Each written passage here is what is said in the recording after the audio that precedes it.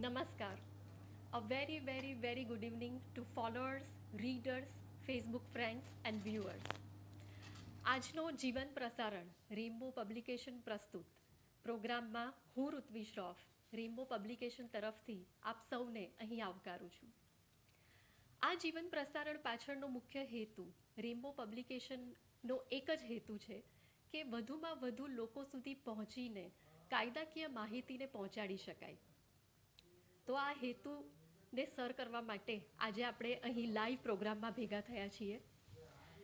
આપણે સવાલો જવાબોના દોર ચાલુ કરીએ એ પહેલાં રેઇનબો પબ્લિકેશન શું છે એની થોડી પૂર્વ ભૂમિકા હું તમારી સાથે શેર કરવા માંગીશ. રેઇનબો પબ્લિકેશન એક એવું પબ્લિકેશન હબ છે કે જે કાયદાકીય પુસ્તકોને પ્રસિદ્ધ કરે છે. એવા કાયદાકીય પુસ્તકો કે જે જમીન મિલકતને લગતા પ્રશ્નોના એમાં ઉકેલ હોય. આ કાયદાકીય પ્રશ્નો જે છે એના આ પુસ્તકોમાં નિર્ણિત ચુકાદાઓ દ્વારા એમાં માહિતી આપવામાં આવી હોય છે. રેઇનબો પબ્લિકેશન ઘણા બધા પુસ્તકો કાયદાકીય પુસ્તકો બહાર પાડે છે, જેમાં ગુજરાતમાં સૌથી પ્રસિદ્ધ એવું લેન્ડ લોઝ જજમેન્ટ્સ પુસ્તક છે, જે ઘણું પ્રસિદ્ધ થયું છે. એ પુસ્તક વિશે પણ હું તમારી સાથે ચર્ચા કરવા માંગીશ. આ લેન્ડ લોઝ જજમેન્ટ્સમાં તમામ હાઈકોર્ટના નિર્ણિત ચુકાદાઓ, પરિપત્રો, લેખાંકો સમાવેશ થાય છે. અમારા ઘણા બધા રીડર્સ છે, સબસ્ક્રાઈબર્સ છે, જે આ લેન્ડ લોઝ જજમેન્ટને ખૂબ જ સરસ રીતે પ્રતિસાદ આપે છે. અને આ જ રીતે અમારું પબ્લિકેશન હબ કાયદાકીય માહિતીઓને વધુમાં વધુ લોકો સુધી પહોંચાડે છે. લેન્ડ લોઝ જજમેન્ટ્સ લખનારા લેન્ડ લોઝ જજમેન્ટના ચીફ એડિટરનો હું થોડો પરિચય આપીશ. એકચ્યુઅલી એમનો પરિચય આપવા માટે હું ખૂબ જ નાની વ્યક્તિ છું, પરંતુ એક સીધા સરળ ભાષામાં હું તમને કહું, એક સરળ વાક્યમાં જો કહેવા માંગું તો નજમુદ્દીન મેઘાણી સાહેબ, જે લેન્ડ લોઝ જજમેન્ટ પુસ્તકના ચીફ એડિટર છે, અત્યંત સરળ સહજ સ્વભાવ ધરાવતા કાયદાકીય વિષયના વિશેષ નિષ્ણાત વક્તા એટલે નજમુદ્દીન મેઘાણી સાહેબ. એમને પણ હું અહીં આવકારું છું. રેઇનબો પબ્લિકેશન તરફથી આપનું ઘણું ઘણું સ્વાગત કરું છું સાહેબ. થેન્ક યુ ઋત્વીબેન, થેન્ક યુ. અને એમના વ્યસ્તતામાંથી આપણા માટે આજે લાઈવ થઈને મિલકત વિશેની જાણકારી આપવા માટે અહીં ભેગા થયા છીએ, તેના માટે પણ ઘણો ઘણો આભાર. આજનું જે જીવન પ્રસારણ છે એનો મુખ્ય વિષય છે મિલકત ખરીદ કરતી વખતે ધ્યાનમાં રાખવાના મુદ્દાઓ. તો આ વિષય ઉપર આપ ઘણા બધા પ્રશ્નો જે તમારા મનમાં હોય, જે ગૂંચવણો હોય, તે તમે પૂછી શકો છો. અમારો સ્ક્રીન ઉપર નંબર છે 7878620405. આ સવાલોનો દોર ચાલુ કરીએ એ પહેલાં થોડો પરિચય જે નજમુદ્દીન સાહેબનો મારે આપવો છે, જે એક જ છે કે નજમુદ્દીન સાહેબ મેઘાણી સાહેબ છેલ્લા 38-39 વર્ષથી આ પ્રેક્ટિસ કરી રહ્યા છે, કાયદાકીય જ્ઞાન પ્રસરાવી રહ્યા છે અને આપણી સાથે જોડાયા છે. તો આજે આપણે એમનો લાભ લઈએ. જે કંઈ પણ ગૂંચવણ હોય સામાન્ય માણસને, મારા જેવા માણસને, જે હું લો પ્રોફેશનલમાંથી નથી, તો મને પણ એવું થાય કે ઘણી વખત હું મિલકત ખરીદું તો જમીન ખરીદું, મિલકત ખરીદું, ગમે તેવું એવી કોઈ પ્રોપર્ટી ખરીદું તો સૌથી પહેલાં મને વિચાર આવે કે હું એડવોકેટ પાસે જાઉં. પણ એક મનમાં એક પ્રશ્ન હોય છે કે શું આ જેટલી માહિતીઓ છે તો એનાથી હું માહિતગાર છું? મને થોડી ઘણી પણ માહિતી છે ખરી? તો એનો સવાલનો જવાબ મારી પાસે નથી. તો મેઘાણી સાહેબ, આવા સામાન્ય વ્યક્તિઓ જે છે, જેને ખરેખર કાયદાકીયનો પ્રશ્નો પૂછતા હોય છે, તો એમાં જે બેઝિક જે માહિતીઓ છે, તો એનું જેમ કે મિલકત ખરીદતી વખતે એકદમ બેઝિક વસ્તુઓ કઈ ધ્યાનમાં રાખવી જોઈએ, નમસ્કાર એનો મિત્રો. થોડુંક તમે પરિચય આપશો. સૌ પ્રથમ તો હું રેઇનબો પબ્લિકેશનનો આભાર માનું છું કે મને મારા મિત્રો સાથે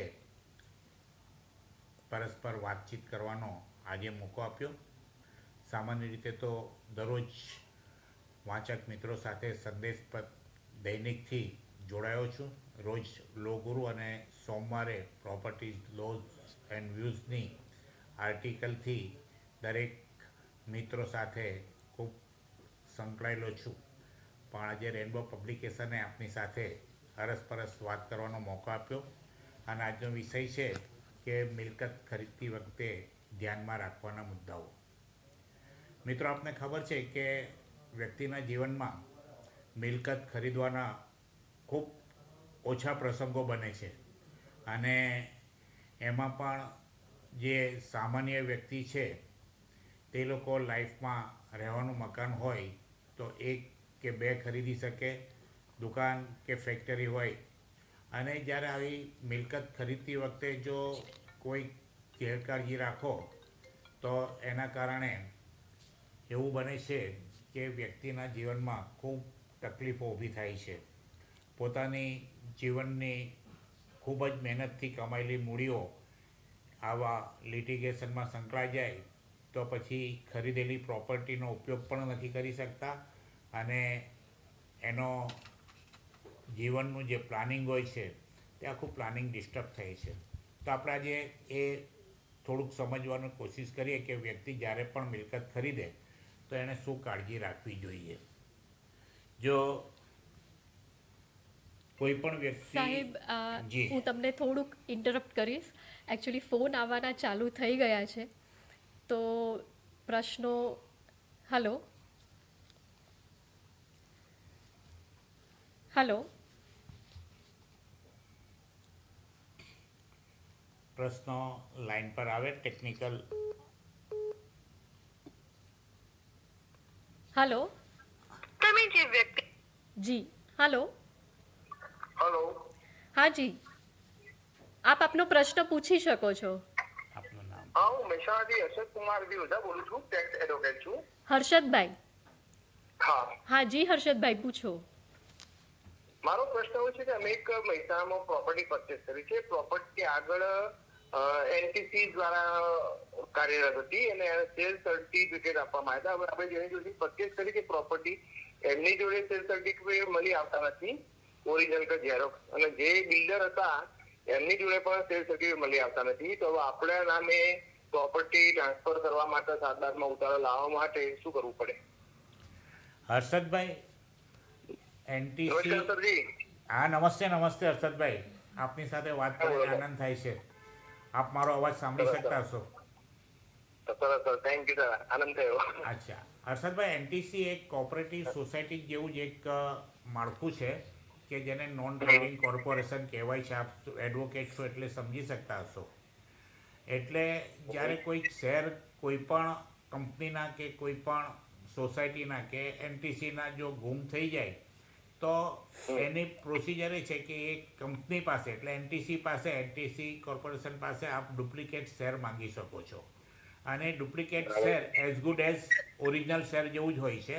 અને એ ડુપ્લિકેટ શેર મેળવવા માટે જે કોઈ કોર્પોરેશન હોય એનટીસીનું, એનો જે પ્રોસિજર હોય તે અપનાવવો પડે. સામાન્ય રીતે જ્યારે કોઈક શેર ગુમ થઈ જાય તો મારા શેર ગુમ થયા છે તેવું તમે એનટીસીને જાણ કરો એટલે એ લોકો પેપરમાં જાહેર નોટિસ આપે કે ભાઈ ફલાણા વ્યક્તિએ ડુપ્લિકેટ શેર મેળવવા માટે અહીંયા અમારા પાસે એપ્લાય કર્યું છે અને અમે ડુપ્લિકેટ શેર ફાળવી આપવા માંગીએ છીએ, પણ આ શેર અંગે જો કોઈને વાંધો વચકો હોય તો અમે આ 2 દિવસ, 5 દિવસ, 7 દિવસમાં જે કંઈ મુદત રાખે તેમાં વાંધો રજૂ કરવો. જો વાંધો આવશે નહીં તો અમે એમને ડુપ્લિકેટ શેર ફાળવી આપીશું.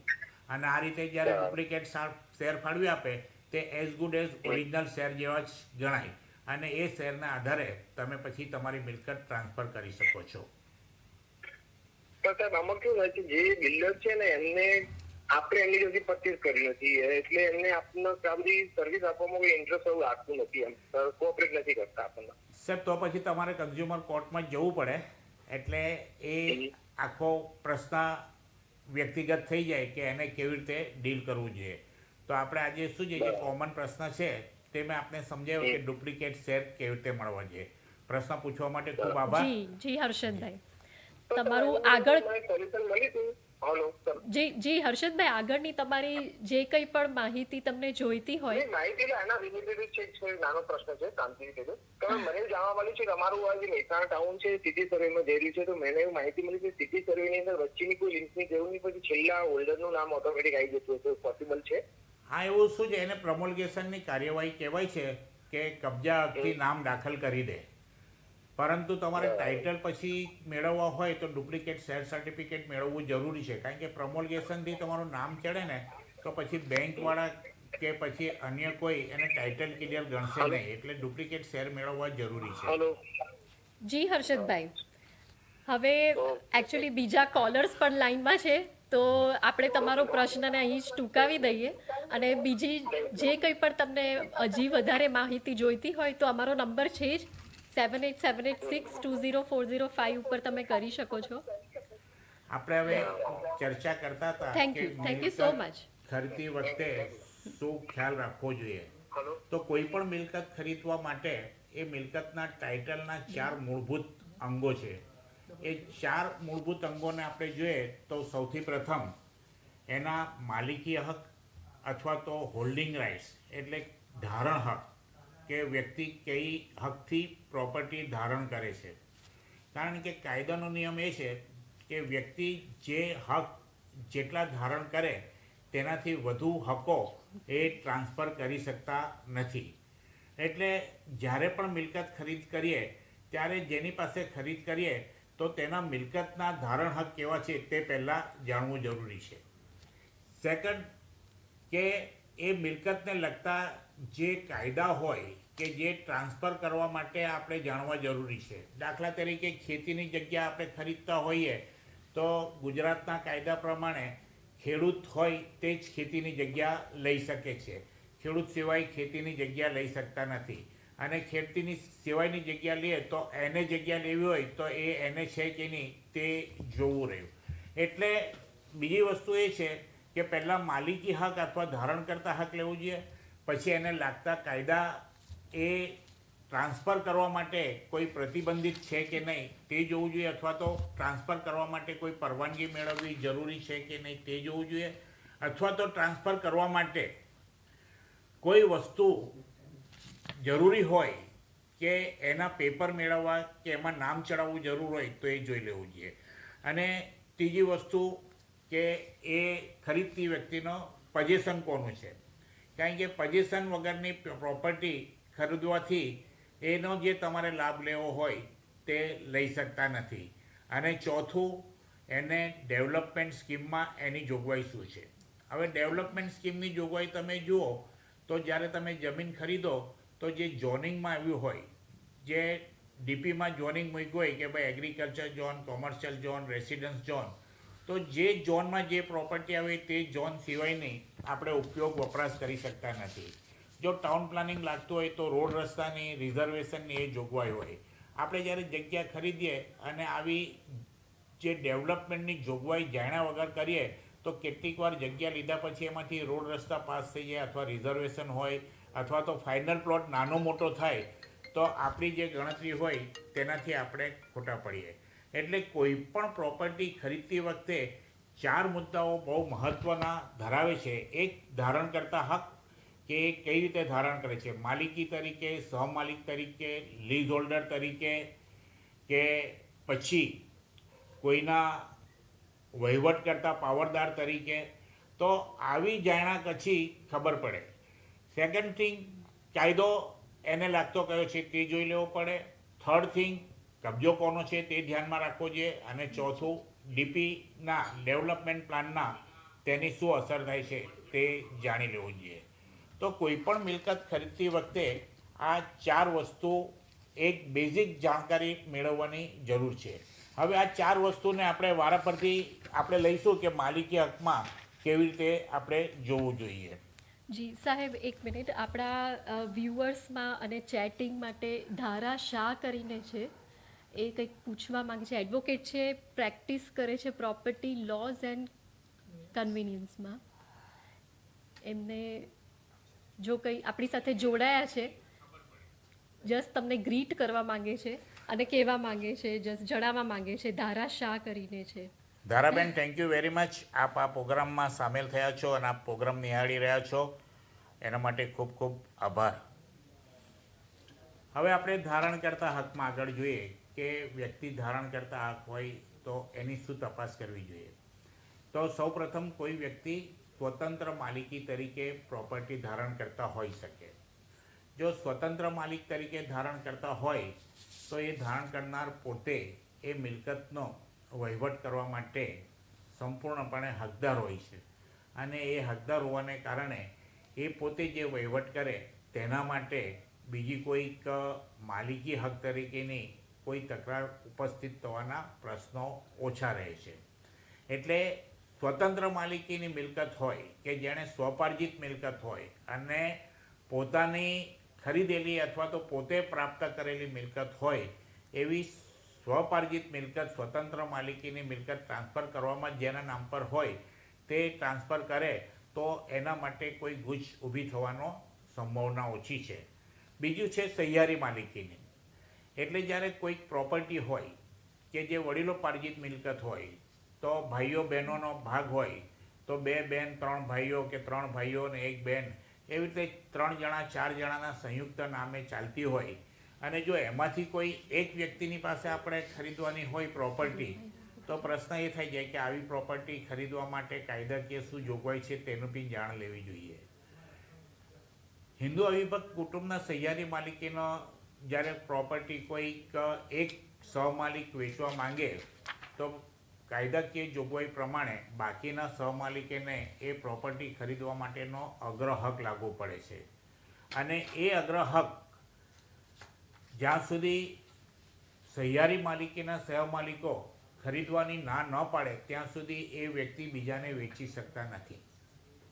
તો જ્યારે અવિભક્ત કુટુંબનો કોઈ વણવેચાયેલો હિસ્સો ખરીદવો હોય તો ખૂબ કાળજી રાખવી જરૂરી છે અને એના માટેની વેચનારે પણ કાળજી રાખવાની જરૂરી છે કે અવિભક્ત કુટુંબની વેચવા માટેની કાળજી એ રાખવાની છે કે એણે વેચનારે પ્રથમ પોતાના સહમાલિકોને જાણ કરવી જોઈએ કે સાહેબ એક જ મિનિટ, બીજા કોલર લાઈન ઉપર છે.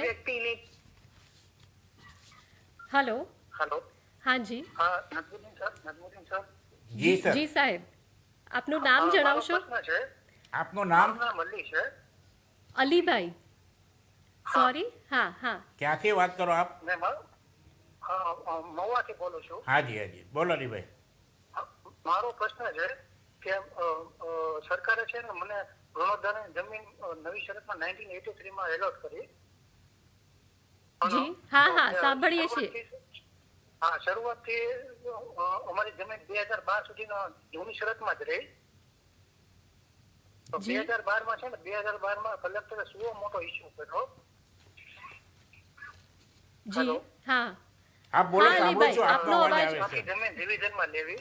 તો મારો પ્રશ્ન એ છે કે કલેક્ટરનો અત્યારે સત્તા છે બધું રિવિઝનમાં લઈ શકે?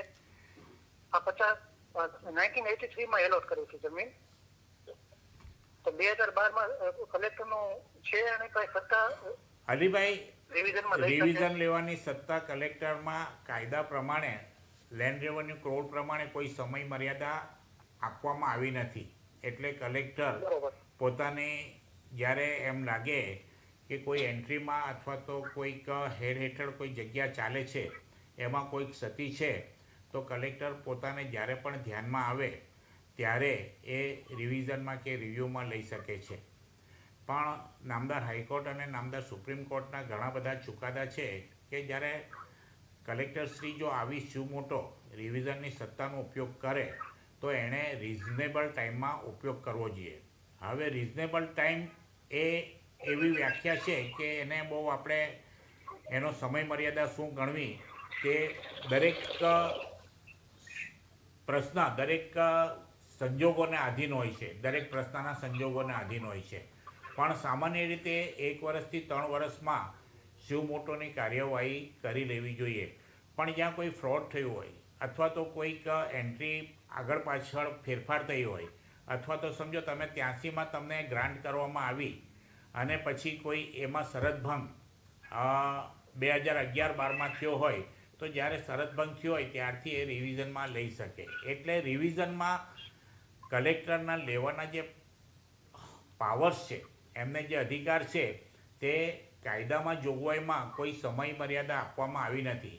એટલે સમય મર્યાદામાં જ્યારે ન હોય ત્યારે એ ક્યારેય પણ લઈ શકે. પણ કાયદાની જ્યારે હાઈકોર્ટના ચુકાદાઓ તમે આ બાબતમાં જોશો તો એમાં એમ કહેવામાં આવે છે કે વ્યાજબી સમય મર્યાદામાં એમણે રિવિઝનના પગલાં લેવા જોઈએ. અને વ્યાજબી સમય મર્યાદા એ દરેક પ્રશ્નના સંજોગોને આધીન રાખે છે. એટલે એને કોઈ સ્પેસિફિક 1 વર્ષ 2 વર્ષ 3 વર્ષ આપણે કહી શકીએ નહીં. એટલે એ દરેક પ્રશ્નોને આધીન છે. પણ વ્યાજબી સમય મર્યાદામાં કલેક્ટર પગલાં લઈ શકે છે. અલીભાઈ, આઈ થિંક કે તમે સમજી ગયા છો વાતમાં, એટલે પછી આપણે આ આગળ ચલાવીએ. અલીભાઈ, એકચ્યુઅલી સમય મર્યાદા છે એટલે વધુ માહિતી માટે તમે ચોક્કસથી કોલ કરી શકો છો આ લાઈવ પ્રોગ્રામ પછી પણ. અમારો નંબર ડિસ્પ્લે કર્યો છે 7878620405 પર ફરીથી વધુ માહિતી માટે. અને થેન્ક યુ સો મચ પ્રશ્ન પૂછવા માટે. Okay madam, thank you. જી, થેન્ક યુ. હવે સવાલ જવાબોનો દોર ચાલુ જ રહેવાનો છે. આપણે થોડી ક્ષણો માટે અહીં બ્રેક લઈશું અને ફરી પાછા ભેગા થઈએ અને આ પાછો જીવન પ્રસારણનો દોર પાછો ચાલુ આ રાખીશું. જીવન પ્રસારણનો દોર ચાલુ રહેશે. એ દરમિયાન આ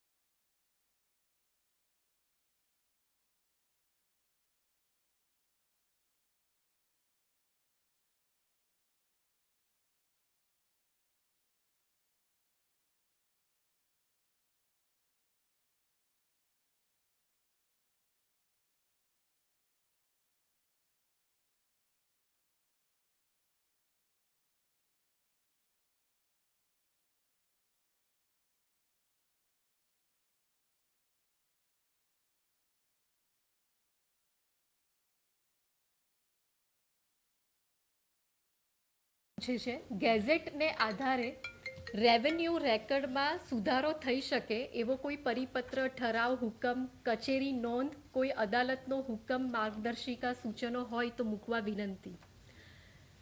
આ ગેજેટ એમાં જો પ્રસિદ્ધ થયેલું કોઈક માહિતી હોય અને એમાં કઈ જાતની એ ગેજેટમાં પ્રસિદ્ધિ થઈ છે તેના આધારે આપણે એનું એન્ટ્રી પડાવી શકીએ છીએ.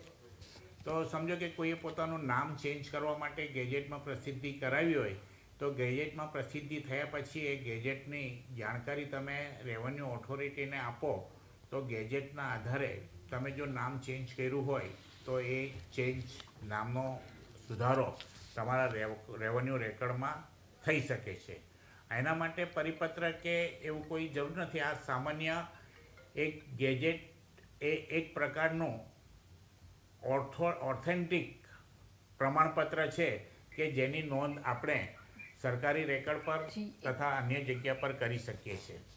જી સાહેબ, એક અન્ય કોલર છે આપણી સાથે. Hello.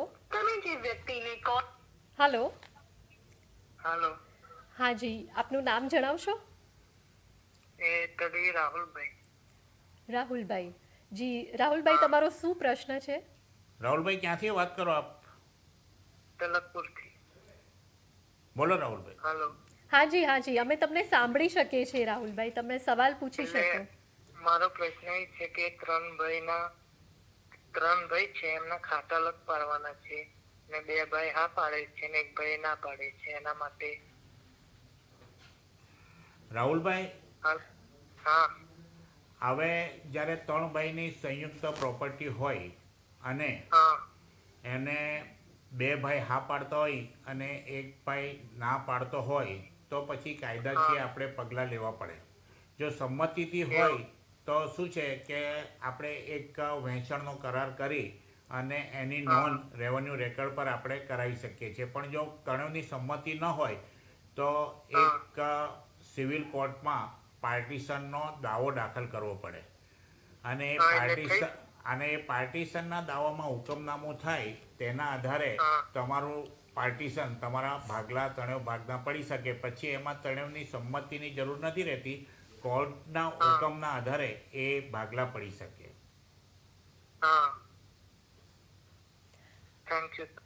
Okay Rahulbhai, thank you so much પ્રશ્ન પૂછવા માટે. આપણે સહિયારી માલિકીની જગ્યાની વાત કરતા હતા કે જ્યારે સહિયારી માલિકીમાંથી કોઈ એક સહમાલિક વેચવા માંગે વડીલોપાર્જિત મિલકત, તો એણે બાકીના સહમાલિકોને પહેલાં જાણ કરવી પડે કે આ જગ્યા હું વેચાણ કરવા માગું છું અને મારી પાસે આ કિંમતની ઓફર છે. જો એ કિંમતની ઓફરમાં કોઈ સહમાલિક ખરીદવા તૈયાર હોય તો એનો અગ્રહક લાગે એટલે પહેલાં એને વેચાણ આપવી પડે. પણ જ્યારે સહમાલિકો ના પાડે તો જ એ ત્રાહિત વ્યક્તિને એટલે સહમાલિક સિવાયની કોઈ વ્યક્તિને વેચી શકે. એટલે જ્યારે પણ સહિયારી માલિકીની જમીનનો કોઈ એક ભાગ ખરીદવાનો હોય તો આ બાબત ખૂબ કાળજી રાખવાની જરૂર છે. નહીં તો એમ થાય કે જો વેચાણ દસ્તાવેજ સંમતિ અથવા જાણ કર્યા વગર જો વેચાણ કરે તો બાકીના સહમાલિકો એવો વેચાણ દસ્તાવેજ થયાના 1 વર્ષમાં એને પડકારી શકે, ચેલેન્જ કરી શકે અને એ ચેલેન્જ કરે તો એ દસ્તાવેજ રદ થઈ જાય તો ખરીદનારની પાસે એ અવેજ જોખમમાં મુકાઈ જાય, એ પ્રોપર્ટી જોખમમાં મુકાઈ જાય, એનું પ્લાનિંગ ખોટું ઠરે અને એ દસ્તાવેજ રદ થઈ જાય અને જે બાકીના સહમાલિકો હોય તેટલા જ અવેજમાં તે જગ્યા મેળવવા હકદાર બને. તો સહિયારી માલિકીમાં એક તો આ અગ્રહકનો સવાલ છે અને બીજો કબજાનો સવાલ છે. જ્યારે સહિયારી માલિકીની કોઈ જગ્યા ખરીદવામાં આવે તો સહમાલિકોમાંથી કોઈ એક સહમાલિકીની જગ્યા ખરીદો તો તમને એ જમીનમાં કે એ મિલકતમાં કબજો મેળવવા માટે, દાખલ થવા માટે અધિકાર પ્રાપ્ત થતો નથી. એટલે જ્યારે કોઈ સહિયારી માલિકીનો કોઈ એક હિસ્સો, કોઈ એક સહમાલિકનો તમે પ્રોપર્ટી જમીન ખરીદો તો એ જમીનનો કબજો તમે ઓટોમેટિક દસ્તાવેજથી મેળવવા હકદાર થતા નથી, પણ તમારે પાર્ટીશન માટે સિવિલ સૂટ દાવો કરવો પડે અને એ દાવામાં હુકમનામું મેળવી અને પછી એના કબજામાં દાખલ થઈ શકો છો. એટલે એવા દસ્તાવેજથી માત્ર તમને ટાઇટલ મળે પણ કબજો મેળવવાનો અધિકાર, કબજામાં દાખલ થવાનો અધિકાર મળે નહીં. એટલે સહિયારી મિલકત ખરીદવામાં એક અગ્રહકનો પ્રશ્ન હંમેશા રહે છે અને એક કબજાનો પ્રશ્ન રહે છે. જી મેઘાણી સાહેબ, એક સવાલ આવ્યો છે આ વિષય ઉપર છે કે નહીં. પ્રાંત ઓફિસમાં કેસ મૂક્યો હોય તો મુદત કેટલા દિવસમાં આવે? સુનિલભાઈ દરબાર કરીને જે છે લાઈવમાં આપણી સાથે તે જોડાયા છે. સુનિલભાઈ, સામાન્ય રીતે પ્રાંત ઓફિસરમાં જ્યારે આરટીએસની કાર્યવાહી હોય તો 3-4 મહિનામાં તો તારીખ આવવાની શક્યતા રહી હોય છે, પણ એ દરેક ઓફિસની વ્યસ્તતાના પર આધાર રાખે છે. જ્યારે કોઈ પણ પ્રાંત ઓફિસમાં જો આરટીએસની કાર્યવાહીના ઘણા બધા કેસ હોય તો એ કેસના ક્રમ અનુસાર એનો નોટિસો નીકળે છે. એટલે આની કોઈ ચોક્કસ સમય મર્યાદા નથી કે તમે પ્રાંતમાં કોઈ અપીલ દાખલ કરો તો પછી અમુક ચોક્કસ સમયમાં જ એની સુનાવણી નીકળે. એ પ્રાંત ઓફિસની સમય એની વ્યસ્તતાના પર આધાર છે અને એને બીજી જે કોઈ જવાબદારીઓ છે તેના પર આધાર રાખે છે. આપણે સામાન્ય રીતે જાણીએ છીએ કે જ્યારે ઇલેક્શન હોય ત્યારે પ્રાંત ઓફિસ એક ઇલેક્શન ઓફિસર તરીકે જ્યારે હોય છે, પ્રિસાઇડિંગ ઓફિસર તરીકે, તો એ બધી આરટીએસના પ્રોસિડિંગ છે તો સામાન્ય રીતે બધે મુલતવી રહે છે અને એ ત્યાર પછી ઇલેક્શન પછી લેવાય છે. એટલે પ્રાંત ઓફિસ પરમાં અપીલ કર્યા પછી કોઈ ચોક્કસ સમય મર્યાદા કાયદામાં આપવામાં આવી નથી, પરંતુ એ પ્રાંત ઓફિસરની સગવડતા અને વ્યસ્તતાના પર ડિપેન્ડ થાય છે. એટલે આપે એ માટે કાળજી એ માટે રાહ જોવી રહી અથવા તો ઇન્ક્વાયરી કરવી રહે. પરંતુ સામાન્ય રીતે કાયદામાં દરેક દીવાની કોર્ટ હોય, રેવન્યુ કોર્ટ હોય, તો એક કુદરતી ન્યાયનો સિદ્ધાંત એ છે કે જ્યારે કોઈ સિનિયર સિટીઝન હોય અથવા તો કોઈ ગંભીર માંદગી હોય, દાખલા તરીકે કેન્સર જેવું, કે જ્યારે જીવન મરણનો પ્રશ્ન હોય, તો આપણે કોઈ પણ કોર્ટમાં આપણે પ્રાયોરિટી માંગી શકીએ છીએ કે ભાઈ હું સિનિયર સિટીઝન છું ને હું ઈચ્છું છું કે મારી હયાતીમાં જ આ કેસનો નિકાલ આવે, તો મારા કેસને અગ્રતા ક્રમ આપવામાં આવે. તો આવી રીતે જ્યારે કદાચ ડિલે થાય તો સિનિયર સિટીઝન અથવા ગંભીર બીમારીમાં અગ્રતા કામ મેળવવા માટે હકદાર હેલો થઈ શકો છો. જી સાહેબ, તમને ડિસ્ટર્બ કરીશ વચ્ચે. અન્ય કોલર છે લાઈન ઉપર. હેલો. હેલો મેડમ, હું જુનાગઢ જિલ્લો તાલુકો માળિયાદીના અમરાપુર ગામથી બોલું છું. અમિતભાઈ બોલું છું. જી અમિતભાઈ, બોલો બોલો આપનો પ્રશ્ન. મારો પ્રશ્ન એ છે કે મારા કાકાના ખાતેથી જમીન છે એ મારા ખાતે કરવાનું છે. હું એનો ભત્રીજો થાવ છું અને હું ખાતેદાર નથી. અમિતભાઈ, આપણા ગુજરાતના કાયદા પ્રમાણે કોઈ ખાતેદાર ન હોય તો એ ખેતીની જમીન મેળવી શકતા નથી. ભત્રીજા હોય તો પણ ના, ફક્ત સીધી લાઈનના જે વારસદાર હોય, એટલે લોહીની સીધી સગપણ હોય તે જ મેળવી શકે. તો ભત્રીજા એ સીધી લાઈનમાં નથી આવતા, એટલે તમે એવી રીતે કાકાની પાસે ખેડૂત તરીકે એવી જગ્યા ટ્રાન્સફર કરી શકતા નથી જો તમે ખાતેદાર ન હોય તો. એટલે આપણા ગુજરાતમાં ખેતીના કાયદા પ્રમાણે કોઈ પણ બિનખેડૂત કે જે ખાતેદાર ન હોય તો તે ખેતીની જમીન ધારણ કરવા માટે હકદાર થતા નથી. જી. અને એને કોઈ સંતાન પણ નથી. સંતાન ન હોય તો એ ગુજરી જવાના હોય ત્યારે વિલથી જો એ થાય તો થઈ શકે, પણ એની હયાતીમાં એ ન થઈ શકે. એટલે જ્યારે કોઈના નિસંતાન ગુજરી જવાનો હોય તો જો એ વિલ કરે અને એ વિલમાં એમ બતાવ્યું કે હું નિસંતાન છું અને આ મારા આડી લીટીના વારસદાર છે અને નજીકના વારસદાર છે, તો એમને જાય તો એ મેળવવા હકદાર થઈ શકે. અને બીજો પ્રશ્ન મારે એ છે કે મારા દાદાએ 1982માં જમીન લીધેલી હતી. જી. અને ઈ અત્યારે જે ભાઈ છે અત્યારે જમીન નથી ખાતેદાર છે, તો પૈસા એને પૂરેપૂરા પેમેન્ટ કરી દીધેલું છે અને અત્યારે કબજો મારી પાસે છે. પણ અને કબજો બધો હું ધરાવું છું. હા, કબજો તમારી પાસે છે અને છેક આટલા વર્ષથી કબજો છે, તો એ તમને કાયદાની પ્રક્રિયા વગર તમારી પાસે કબજો પાછો પરત માંગી ન શકે. અને બિન ખેડૂત હોય અને જો વેચાણ દસ્તાવેજ કરાવ્યો હોય અને જો એને એન્ટ્રી ન પડાવી હોય તો એ એન્ટ્રી હવે પડવાની શક્યતા ઓછી રહેલી છે અને એ દસ્તાવેજનો અમલ કરવાની શક્યતા ઓછી છે. પરંતુ એના સિવિલ રાઇટ્સ હંમેશા હોય છે, કારણ કે જે અવેજ આપ્યો છે તે અવેજનો બોજો એ વેચનાર પર હંમેશા જળવાયેલો રહે છે. પરંતુ એ આખો કાયદાનો પ્રશ્ન વ્યક્તિગત થઈ જાય કે કેવા સંજોગોમાં કઈ રીતે થયું છે. પણ બિન ખેડૂતે જો કોઈ દસ્તાવેજ કરાયો હોય તો એને અમલ કરાવવો મુશ્કેલ છે, પણ એના સિવિલ રાઇટ્સનો અંત આવતો નથી. એટલે જ્યાં સુધી સિવિલ કોર્ટમાં એવો વેચાણ દસ્તાવેજ રદ ન થાય ત્યાં સુધી એ વેચાણ દસ્તાવેજ અમલમાં રહે છે, પરંતુ એની એન્ટ્રી પડી શકતી નથી.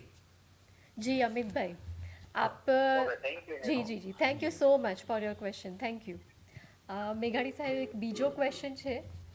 ગૌતમભાઈ કાછડિયા કરીને છે જે લાઈવ થયા છે આપણી સાથે. વ્યક્તિ અપરિણિત મૃત્યુ પામે તો વારસાઈ કઈ રીતે થાય?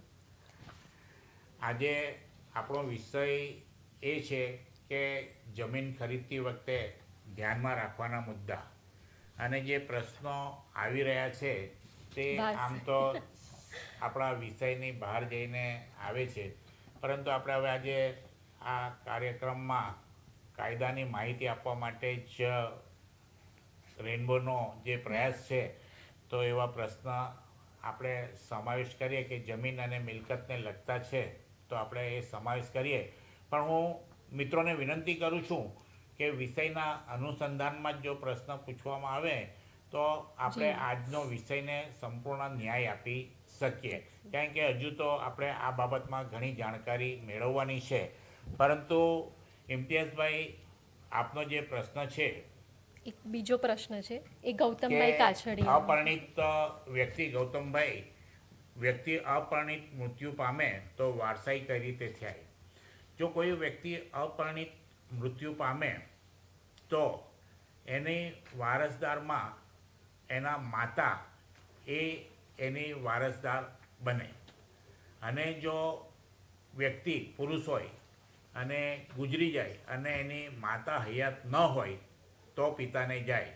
પરંતુ અપરિણિત કોઈ પણ પુરુષ ગુજરી જાય તો એની સંપૂર્ણ મિલકત એની માતાને જાય, પરંતુ એમાં પિતાનો હક લાગે નહીં. એટલે અપરિણિત વ્યક્તિ મૃત્યુ પામે તો એવી મિલકત વારસાઈ તરીકે એની માતાને જાય, અને જો તે વખતે માતા હયાત ન હોય તો એના પિતાને જાય. અને પિતા પણ હયાત ન હોય તો આડી લીટીના વારસદાર એટલે એના ભાઈઓ બહેનોનો પ્રથમ હક લાગે. ગૌતમભાઈ, હું માનું છું કે આપનો આ પ્રશ્ન આપને ચોક્કસ સમાધાન આપના પ્રશ્નનું થતું હશે. જી સાહેબ, એક બીજો પ્રશ્ન છે. હેલો. હાજી હેલો. હાજી, આપનું નામ જણાવશો? ભરૂચ, સંજય જમાદાર. ક્યાંથી બોલો છો આપ? ભરૂચથી. ભરૂચથી. હા બોલ. હાજી, આપ પ્રશ્ન પૂછી શકો છો. હા સર, મારે એક્ઝેક્ટલી ક્વેશ્ચન એવો હતો કે મારી દાદાની પ્રોપર્ટી 999 વર્ષ માટે બેંક ઓફ બરોડાને રેન્ટ પર આપેલી છે, તો હું એનો કબજો મેળવી શકું છું? ચૌહાણભાઈ, આપ ચૌહાણભાઈ નામ બોલ્યા ને, આમ શું કીધું આપનું નામ? સંજય જમાદાર. હા જમાદાર સંજયભાઈ. સાહેબ, જો આપ કોઈ પણ કોઈ વ્યક્તિ જ્યારે કોઈ પ્રોપર્ટી લીઝ કરે છે તો એ લીઝ એગ્રીમેન્ટ હોય છે, અને એ લીઝ એગ્રીમેન્ટની જે શરતો હોય એ શરતોને આધીન એ હોય છે. જ્યાં સુધી એ લીઝ એગ્રીમેન્ટનો કોઈ શરત ભંગ ન થાય ત્યાં સુધી એ કબજો પાછો મેળવી શકાતો નથી. તો લીઝથી મેળવનાર જો એ એવું છે જી કે એમણે મારા દાદા ગુજરી ગયા પછી અમને કોઈને રેન્ટ આપ્યું જ નથી સર. હા, રેન્ટ ન આપ્યું હોય તો તમારે એની પાસે પહેલાં રેન્ટ વસૂલ કરવા માટે નોટિસ આપવી જોઈએ. કારણ કે કોઈ વ્યક્તિ ગુજરી જાય તો જે ભાડૂત હોય ને તેને નોટિસ આપવી પડે. એટોનમેન્ટ નોટિસ કહેવાય એને, કે ભાઈ આ વ્યક્તિ ગુજરી ગયા છે ને હવે અમે એના ખરા વારસદાર છે, તો આજથી હવે એ ભાડું તમારે અમને આપવાનું રહેશે. જો એવી નોટિસ તમે ન પાઠવી હોય તો એ ભાડું કોને આપે એ પ્રશ્ન હોય છે. એટલે પહેલાં તમારે એવી નોટિસ પાઠવી અને ભાડાની માંગણું કરવું પડે ને. એવું માંગણું કર્યા પછી ન આપે તો તમારે દાવો કરી શકો કબજો મેળવવા માટે. Okay okay okay okay sir. Sir, મારે તમને રૂબરૂ મળવું હોય તો ક્યાં મળી શકું સર? જી સંજયભાઈ, તમે આ નંબર તો છે જ તમારી પાસે, પ્લસ હા અમારી સુરતમાં જ ઓફિસ છે, એનો લેન્ડલાઇન નંબર પણ તમે નોંધી લો. 24 મેડમ ચાલુ રાખજો. હા 2463 646. આના ઉપર પણ તમે અપોઇન્ટમેન્ટ નોંધાવી શકો છો અને રૂબરૂ મળી શકો છો.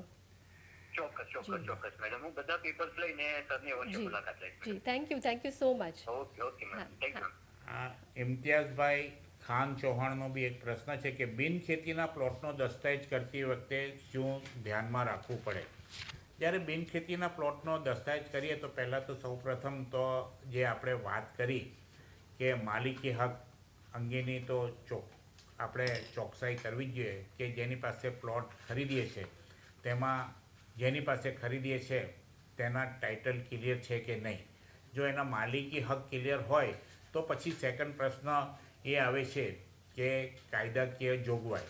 તો એનેમાં જે થયું છે તો એનેનો હક, એનેનો જે હુકમ હોય, હક નહીં પણ એનેનો જે હુકમ હોય તે હુકમના જે શરતો દર્શાવી છે એ શરતોનું સંપૂર્ણ પાલન થયું છે કે નહીં.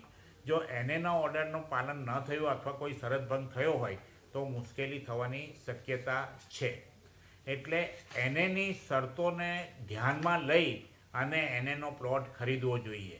જો એનેની શરતોમાં કોઈ ભંગ થયું હોય તો ખરીદનારને એની સામે એનેના શરતના ભંગ માટે એનેના હુકમના શરતના ભંગ માટે નવા ખરીદનારને કાર્યવાહીનો સામનો કરવો પડે છે. એટલે જો તમે બિનખેતીનો પ્લોટ ખરીદો તો આપે પહેલાં ટાઇટલ જોવાના, પછી એનેનો હુકમ જોઈ અને એના શરતોનું સંપૂર્ણ પાલન થયું છે કે નહીં તેનું જોવું. સામાન્ય રીતે એનેમાં પ્લાન પાસની વિધિ, પછી અમુક સમય મર્યાદામાં બાંધકામ શરૂ કરી દેવું જોઈએ, પછી અમુક ઉપયોગ માટે જ એને થયું હોય તો એ ઉપયોગ સિવાયનો બીજો ઉપયોગ આપણે કરી શકતા નથી. એટલે એનેમાં જે હુકમમાં શરતો હોય ને તે ધ્યાનમાં રાખવી ખૂબ જરૂરી છે. તો એનેનો દસ્તાવેજ, બિનખેતીના પ્લોટનો દસ્તાવેજ કરતી વખતે ટાઇટલ અને બિનખેતીના હુકમની આપણે શરતોને ધ્યાનમાં લેવી જોઈએ. જી સાહેબ, એક બીજું કોલર લાઈન પર છે. તમે જે વ્યક્તિને કોલ હલો. હલો, હા જી સાહેબ, આપનું નામ જણાવશો? ગામિત વિક્રમભાઈ કર્માભાઈ. હા જી બોલો. ક્યાંથી? અમારે જમીનને શરત બંધ થઈને ખાલસા થઈ ગયેલી છે, એના માટે રીગ્રાન્ટ માટેની પ્રક્રિયા શું છે? હા, તમે ક્યાંથી વાત કરો છો? કયા શહેરથી વાત કરો છો? બળગુંજાથી ઉચ્છલ તાલુકો, બળગુંજા ગામથી ઉચ્છલ તાલુકો. અચ્છા, ઓકે. જો જમીન ખાલસા થઈ હોય તો ખાલસા થવાનું કોઈ કારણ હોય કે શા માટે ખાલસા થઈ છે, કયા કાયદાનો ભંગ થયો છે અને કઈ રીતે ભંગ થયો છે, અને એ ભંગ થયો, જે કાયદાનો ભંગ થયો હોય છે તેને એ નોટિસ જે નીકળ્યો, જે હુકમ થયો હોય તેના પર અપીલ કરવી જોઈએ. અને જે કાયદા હેઠળ નોટિસ નીકળી હોય તો એની રેમેડી શું છે એ કાયદામાં તે ધ્યાનમાં રાખવી જોઈએ. તો ખાલસા થઈ હોય તેનો કોઈ કોમન જવાબ રહેતો નથી, પણ જે કાયદાના ભંગ માટે ખાલસા થઈ હોય, સરકારશ્રી થઈ હોય, તે નોટિસ, તેનો હુકમ એ ધ્યાનમાં લેવું જોઈએ, એ કાયદો ધ્યાનમાં લેવો જોઈએ, અને તો જ એ રીગ્રાન્ટની અરજી કેવી રીતે કરવી તે આપણને ખબર પડે. સામાન્ય રીતે સરકારશ્રીમાં કોઈ ખાલસા થઈ હોય જગ્યા તો સૌથી પહેલો ઉપાય તો એનો અપીલ અથવા રિવિઝન કરવી જોઈએ. બરાબર. જી, થેન્ક યુ. હલો. હા, thank you very much. Thank you so much. હવે આપણે આગળ વધીએ. સર, ફરીથી તમને ડિસ્ટર્બ કરીશ વચ્ચે થોડીક વાર માટે, કે દર્શક મિત્રો આપણી સાથે વ્યુઅર્સ જોડાતા જાય છે. એમાંથી સુનિલભાઈ છે અને આગળ એક સંજયભાઈ કરીને છે, તમને અભિનંદન પાઠવે છે આ લાઈવ પ્રોગ્રામ માટે. ખાસ કરીને કાકડિયા છે, બાબુભાઈ કોઠિયા કરીને છે. જી. સૌ દર્શક મિત્રોનો ખૂબ આભાર. આપ આટલા રસથી અમારી સાથે આ જીવન પ્રસારણમાં અમને સાંભળી રહ્યા છો. ખૂબ આનંદની વાત છે અને એનાથી અમે ખૂબ પ્રોત્સાહિત પણ થયા છે, અને આપણે આ કાર્યક્રમને આગળ ચલાવીએ. જી. અને વચ્ચે એ જ કહેવાનું દર્શક મિત્રોને કે આ જ વિષય ઉપર તમે પ્રશ્નો પૂછો. મિલકત ખરીદ કરતી વખતે ધ્યાનમાં રાખવાના મુદ્દાઓ, આ જ વિષયને પકડીને તમે આજે પ્રશ્ન પૂછી શકો છો. અમે વધુ બીજા વિષયો લઈને ફરીથી પાછા ભેગા થઈશું જ, અને તમારા આન્સર્સ મેઘાણી સાહેબ તરફથી તમને મળશે જ. બીજા એક છે જગદીશભાઈ ખાંભલિયા કરીને, એમનો સવાલ છે, ખેતીની જમીનના દસ્તાવેજમાં શું ધ્યાનમાં રાખવું જોઈએ? જગદીશભાઈ ખાંભલિયાનો પ્રશ્ન છે, ખેતીની જમીનના દસ્તાવેજમાં શું ધ્યાન રાખવું જોઈએ? જો ખેતીની જમીન ખરીદો તો સૌથી પહેલી વસ્તુ એ છે કે વેચનાર અને ખરીદનાર બે ખેડૂત હોવા જોઈએ, અને હાલમાં જે પ્રમાણે પ્રક્રિયાઓ ચાલે છે તેમાં એમ કહેવાય છે કે જન્મજાત ખેડૂત હોવા જોઈએ. એટલે એ મૂળભૂત રીતે ખેડૂત હોય તેનું કાળજી રાખવું પડે, કે વેચનાર પણ મૂળભૂત રીતે ખેડૂત હોય અને ખરીદનાર પણ મૂળભૂત રીતે ખેડૂત હોય. તો પહેલાં તો વેચનાર અને ખરીદનાર બેઉ ખેડૂત હોવા જરૂરી છે, અને એ પણ ગુજરાતના જ હોવા જોઈએ. ગુજરાતમાં જો આપણે ખેતીની જગ્યા ખરીદીએ. બીજું કે ખેતીની જે જગ્યા હોય તો એ જગ્યાના પ્રકાર કયો છે. સામાન્ય રીતે પ્રકાર નવી શરત, જૂની શરત બે મુખ્ય હોય છે, કે નવી શરતની જગ્યા અને જૂની શરતની જગ્યા. જો નવી શરતની જગ્યા હોય તો એ નવી શરતની જગ્યા જે કાયદા હેઠળ હોય તો એની જે કંઈ પરવાનગી મેળવવાની હોય તે પરવાનગી મેળવ્યા વગર એવી જગ્યા ખરીદી શકાય નહીં. સામાન્ય રીતે ગણોદ્ધારાની જગ્યા હોય તો ગણોદ્ધારાની કલમ 43 હેઠળ પ્રતિબંધિત સત્તા પ્રકારની ગણાય તો એ રેવન્યુ ઓથોરિટીની પરવાનગી લેવી જોઈએ અને એને જે પ્રીમિયમ ભરવાનો આવે તે પ્રીમિયમ ભરવું પડે. તો પ્રીમિયમનો ઓર્ડર કર્યા વગર જો એવી રીતે નવી શરતની જગ્યા ખરીદો તો એ શરત ભંગમાં આવે અને એ જગ્યા ખાલસા થવાનો અને દસ્તાવેજ રદ થવાની પૂરી શક્યતા રહેલી છે. તેવી રીતે જ્યારે ખેતીની જગ્યા જોઈએ તો બીજો એક પ્રશ્ન એ આવે છે કે ભૂદાનમાં જો કોઈને આપેલી જગ્યા હોય તો સામાન્ય રીતે ભૂદાનની જગ્યા ફરી વેચાણને પાત્ર હોતી નથી. એટલે ભૂદાનની જગ્યા પરવાનગીથી કે પરવાનગી વગર આપણે એને વેચાણનો વ્યવહાર થઈ શકતો નથી. તેવી રીતે ગ્રાન્ટેડ લેન્ડ હોય, સાથણીમાં આપેલી જગ્યા હોય તો જે શરતોને આધીન એમને જગ્યા ગ્રાન્ટ કરવામાં આવી હોય તે હુકમમાં જે શરતો લખી હોય તે હુકમોની શરતોને ધ્યાનમાં લઈ અને પછી એનો વેચાણ વ્યવહાર કરવો જોઈએ. જો એ શરતો ગ્રાન્ટ કરેલી ઓર્ડરમાં જે શરતો હોય એ શરતોનો ભંગ કરીને જો વેચાણ વ્યવહાર કરવામાં આવે તો શરતભંગની કાર્યવાહી થઈ અને એવો વ્યવહાર રદ થવાની શક્યતા છે અને જમીન સરકારશ્રી થવાની શક્યતા છે. એટલે ખેતીની જમીન ખરીદતી વખતે આ બે વસ્તુ ખૂબ મહત્ત્વની છે. એક તો લેનાર અને વેચનાર બે મૂળભૂત ખેડૂત હોવા જોઈએ અને ત્રીજું ખેતીની જમીન લેતી વખતે એનો સત્તા પ્રકાર ખાસ ધ્યાન રાખી લેવો જોઈએ. અને ત્રીજો પ્રશ્ન એ છે કે જો ખેત જમીન ટોચ મર્યાદાથી વધુ જગ્યા કોઈ ધારણ કરતું હોય તો એવી ખેત જમીન ટોચ મર્યાદા કરતાં વધુ ધારણ કરેલી જગ્યા જો વેચાણથી કોઈ ખરીદે તો એવી જગ્યાઓ પણ એ દસ્તાવેજ રદ થવાની અને ખાલસા થવાની પૂરી શક્યતા રહેલી છે. આ ઉપરાંત જ્યારે ખેતીની જગ્યા ખરીદે ત્યારે એ વસ્તુ બી ધ્યાનમાં રાખવાની જોઈએ છે કે એને સંપાદન હેઠળની કોઈ કાર્યવાહી થઈ છે કે નહીં. એટલે લેન્ડ એક્વિઝિશન એક્ટ હેઠળ કલમ 4નું 6નું 8નું જાહેરનામું બહાર પડ્યું છે કે નહીં તે પણ આપણે જોવું જોઈએ. તો ખેતીની જમીન ખરીદતી વખતે આવી રીતે કાયદાકીય જોગવાઈ અને સાથે સાથે એનું ખેડૂત તરીકેનું આપણો સ્ટેટસને ધ્યાનમાં લેવું જોઈએ. જગદીશભાઈ, હું માનું છું કે આપને આ પ્રશ્નના ખુલાસાથી સંતોષ થયો હશે. એક અન્ય કોલર લાઈન ઉપર છે, આપણે તમે જે સાંભળી લઈએ. હેલો. હેલો. હા જી, શું નામ છે આપનું? યોગેન્દ્રસિંહ સોલંકી બોલો, અંકલેશ્વરથી. જી યોગેન્દ્રભાઈ બોલો. મેડમ, 1950 પહેલાના ડોક્યુમેન્ટ હક પત્રકની નકલો મામલતદાર પાસે હાજર ન હોય, પરંતુ એ મિલકતની એ જે જમીનો હોય તેનો નાયબ કલેક્ટરની સતીમાં કેસ ચાલેલો હોય અને એમાં સદર મિલકતને વડીલો પાર્જિત મિલકત જાહેર કરેલી હોય અને એ સિવિલ કોર્ટમાં દાવો હાલ પેન્ડિંગ છે. તો સિવિલ કોર્ટ શું એ રેવન્યુ કોર્ટના ઓર્ડર મુજબ મિલકત વડીલો પાસે જાહેર કરી શકે? યોગેશભાઈ, સામાન્ય રીતે રેવન્યુ કોર્ટનો હુકમ એ પણ એક કાયદાકીય હુકમ છે અને એ જે હુકમ છે તે હુકમ સિવિલ કોર્ટ માન્ય રાખે છે. રેવન્યુ રેકર્ડ એની પુરાવાકીય વેલ્યુ કાયદામાં નથી, પણ જ્યારે કોઈ કલેક્ટરનો કે કોઈ રેવન્યુ ઓથોરિટીનો હુકમ હોય તો સિવિલ કોર્ટ જરૂરથી ધ્યાનમાં લે અને એ હુકમ પ્રમાણે એના વિરુદ્ધના જો કોઈ પુરાવા ન હોય, એના વિરુદ્ધના જો કોઈ પુરાવા ન હોય તો એ હુકમ માન્ય રાખે. એટલે જો વિરુદ્ધના પુરાવા હોય, કોઈ સિવિલ પુરાવા હોય કે વડીલો પાર્જિત મિલકત નથી, તો રેવન્યુ ઓથોરિટીના એ હુકમને બદલે એમણે એ સિવિલના પુરાવાનું મહત્ત્વ કોર્ટમાં વધી જાય.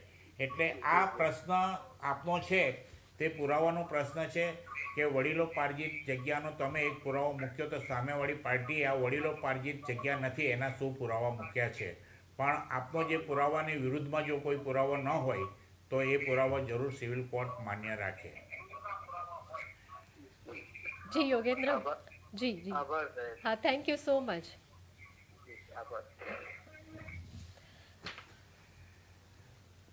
દર્શક મિત્રો, અને મિત્રો, પ્રિતેશભાઈ ચૌધરીનો એક સવાલ છે કે અનુસૂચિત વિસ્તારમાં મકાન કે દુકાન લેવા માટે શું ધ્યાનમાં રાખવું જોઈએ? પ્રિતેશભાઈ, અનુસૂચિત વિસ્તારમાં મકાન કે દુકાન લેવા માટે જે બીજી મિલકતમાં ધ્યાનમાં લેતા હોય તેવી જ રીતે ધ્યાન રાખવું જોઈએ, પણ અનુસૂચિત જાતિની કોઈ વ્યક્તિની દુકાન કે મકાન ખરીદવાની હોય તો એને લેન્ડ રેવન્યુ કોડ એટલે જમીન મહેસૂલ ધારાની કલમ 73 AA લાગુ પડે, જેને સામાન્ય રીતે આપણે એમ કહીએ છીએ કે 73 AA હેઠળની જગ્યા.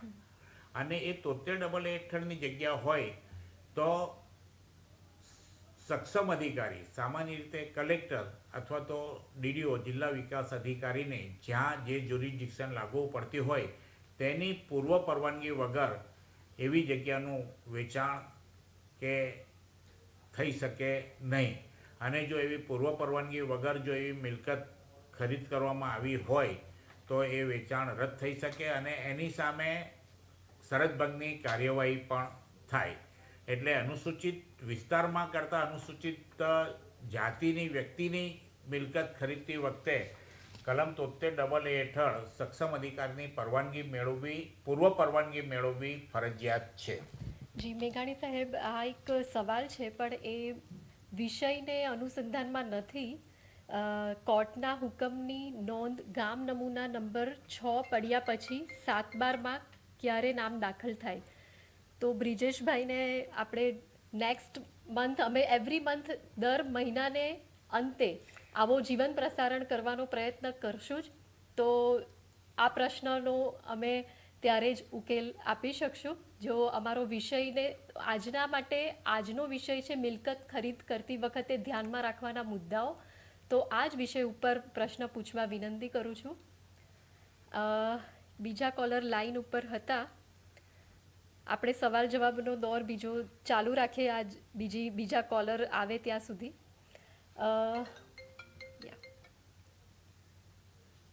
તમે જે વ્યક્તિને હાલો. નમસ્કાર. જી નમસ્તે. મારું નામ હરીશ છે. હા હરીશભાઈ. હરીશભાઈ ક્યાંથી બોલો છો? દાહોદ શહેરથી બોલું છું, ગુજરાતના. જી હરીશભાઈ. મારો પ્રશ્ન એ છે કે અમારે દાહોદમાં કોઓપરેટિવ હાઉસિંગ સોસાયટી છે વાંસખોડા નામની. જી. ને એ ગેરકાયદેસર વેચાણ થયેલું છે. એનો 73 AA છે અને સત્તા પ્રકાર C છે. જે કલેક્ટરની પૂર્વ મંજૂરી વિના વેચાણ થયા છે અમુક મકાનો. એ દસ્તાવેજ કરેલા રદ કરવા માટે અરજી કરું તો એ અરજી સ્વીકારાય મારી? અને જો સ્વીકારાય તો જે વ્યક્તિઓ નથી વેચ્યા એ લોકોને કેટલું નુકસાન થાય એમાં? આપનું નામ શું કીધું? હરીશભાઈ. હરીશભાઈ, 73 AA હેઠળની જો કોઈ પણ મિલકત હોય કે જમીન હોય તો સક્ષમ અધિકારીની પરવાનગી વગર જો વેચાણ થયું હોય તો એ કલેક્ટરના જો ધ્યાનમાં લાવે અથવા તો DDOના ધ્યાનમાં લાવે તો એવું વેચાણ રદ થઈ શકે અને ખરીદદારના ઉપર દંડકીય કાર્યવાહી પણ થઈ શકે. એમાં મિલકતની કિંમત કરતાં 3 ગણો દંડ પણ થાય અને જગ્યા પાછી મૂળ ખરીદદારને પણ પ્રાપ્ત થઈ શકે. એટલે જેણે વેચાણ આપી હોય અને જેણે ભંગ કર્યો હોય તેની સામે કાર્યવાહી થઈ શકે, પણ જેણે ન વેચ્યા હોય તેને એ અંગે કોઈ એને અસર થતી નથી, એને કોઈ કાર્યવાહી એની સામે થઈ શકે નહીં. એટલે જેણે શરત ભંગ કર્યો હોય તેટલા પૂરતું જ એની સામે કાર્યવાહી થઈ શકે. જી હરીશભાઈ, થેન્ક યુ પ્રશ્ન પૂછવા માટે. મિત્રો, ત્યાર પછી આપણે બીજું આગળ જોઈએ કે ટ્રસ્ટની જગ્યા ખરીદવાની હોય કે ટ્રસ્ટની માલિકી હોય અને એની સાથે ટ્રસ્ટની મિલકત સાથે જો વ્યવહાર કરવાનો હોય તો ટ્રસ્ટની મિલકત ચેરિટી કમિશનરની અથવા પબ્લિક ટ્રસ્ટ એક્ટ હેઠળ કલમ 36ની પરવાનગી મેળવ્યા વગર કોઈ વેચાણ વ્યવહાર થઈ શકતો નથી. ઘણીવાર એવું થાય છે કે ટ્રસ્ટ કોઈ વ્યક્તિ સાથે સાટાકટ કરે અને પછી એ પરવાનગી મેળવવા માટે સાટાકટના આધારે પરવાનગી મેળવવા માટે અરજી કરે, પણ ઇવન ટ્રસ્ટ ટ્રસ્ટની કોઈ પણ મિલકત અંગે ચેરિટી કમિશનરની પૂર્વ પરવાનગી વગર સાટાઘાટનો પણ અમલ થઈ શકે નહીં, કે ડેવલપમેન્ટ કરારનો પણ અમલ થઈ શકે નહીં, કે 35 મહિનાથી વધુ ભાડે પણ આપી શકાય નહીં.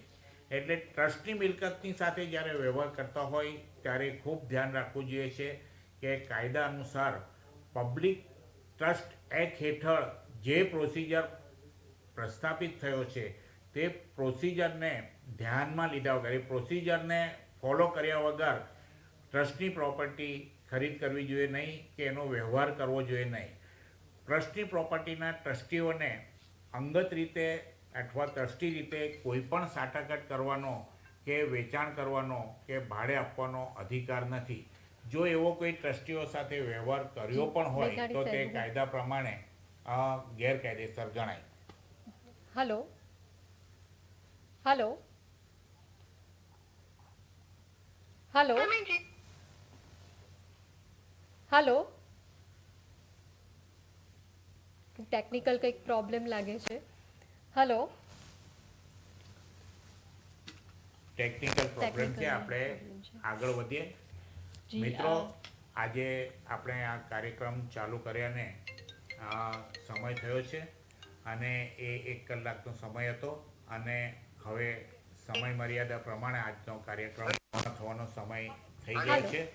પણ એ પહેલા જે પ્રશ્ન છે તેને આપણે જોઈ લઈએ. હા હા જી બોલો. આ છેલ્લો પ્રશ્ન ધ્યાન રાખી લો. હું દિશાથી બોલું છું, રિઝવાનભાઈ. શું નામ છે આપનું? રિઝવાનભાઈ. રિઝવાનભાઈ. હા રિઝવાનભાઈ બોલો. શું પાવર ઓફ એટર્ની 2008 ના પાવર ઓફ એટર્ની આધારે હાલે મિલકત વેચી શકાય? રિઝવાનભાઈ, પાવર ઓફ એટર્નીમાં જ્યારે વ્યવહાર કરવાનો હોય તો 2 પ્રશ્ન રહે છે. એક તો પાવર ઓફ એટર્નીમાં એવી મિલકત વેચાણ કરવા માટેના અધિકારો આપ્યા છે કે નથી આપ્યા. જો એ પાવર ઓફ એટર્નીમાં એવો અધિકાર ન આપ્યો હોય તો એવા પાવરથી મિલકતનું વેચાણ થઈ શકે નહીં. અને બીજી વસ્તુ કે જે સહમાલિક અથવા લોહીની સગાઈ વગરનો જો કોઈ પાવર હોય અને એમાં વેચાણ આવેશ સ્વીકારવા માટેની જો સત્તા આપવામાં આવી હોય તો એવા પાવર પર વેચાણ દસ્તાવેજ જેટલી પૂર્ણ જો સ્ટેમ્પ ડ્યુટી ભરી હોય તો જ એવા પાવરના આધારે પ્રોપર્ટી ખરીદ વેચાણ થઈ શકે છે. તો પાવર ઓફ એટર્નીથી મિલકત ખરીદ અને વેચાણ કરતી વખતે આ બાબત ખાસ ધ્યાનમાં રાખવાની જરૂર છે. જી રિઝવાનભાઈ, થેન્ક યુ સો મચ. જી થેન્ક યુ. મેઘાણી સાહેબ, આપણે આ જીવંત પ્રસારણ કાર્યક્રમ 8 થી 9 કલાક દરમિયાન રાખ્યો હતો અને સમય મર્યાદા છે તો આપણે અહીં જ વિરામ મૂકશું. પણ એ પહેલાં ઘણા બધા વ્યુઅર્સના રાકેશભાઈ ચૌધરી છે જે તમારો ખૂબ ખૂબ આભાર માને છે અને કહે છે કે એક ઉમદા કાર્ય શરૂ કર્યું છે અને આ કાર્યક્રમ ચાલુ રાખશો. રાકેશભાઈને પણ અને બીજા વ્યુઅર્સને પણ જણાવી દઈએ કે દર મહિનાના અંતે અમે આ જીવન પ્રસારણ મૂકવાનો પ્રયાસ ચાલુ રાખશું. અલગ અલગ વિષયો, કાયદાકીય વિષયો લઈને આવીશું અને મેઘાણી સાહેબનો લાભ લઈશું. અને આજના માટે મેઘાણી સાહેબને પણ ઘણો ઘણો આભાર. તમે આટલા વ્યસ્તતામાંથી રેમ્બો પબ્લિકેશન માટે અહીં આ જીવન પ્રસારણમાં આવીને કાયદાકીય વિષય ઉપર માહિતી આપી અને અમારા બધા જ વ્યુઅર્સ, રીડર્સ, ફોલોઅર્સ બધાનો જ ખૂબ ખૂબ આભાર માનું છું. Thank you so much.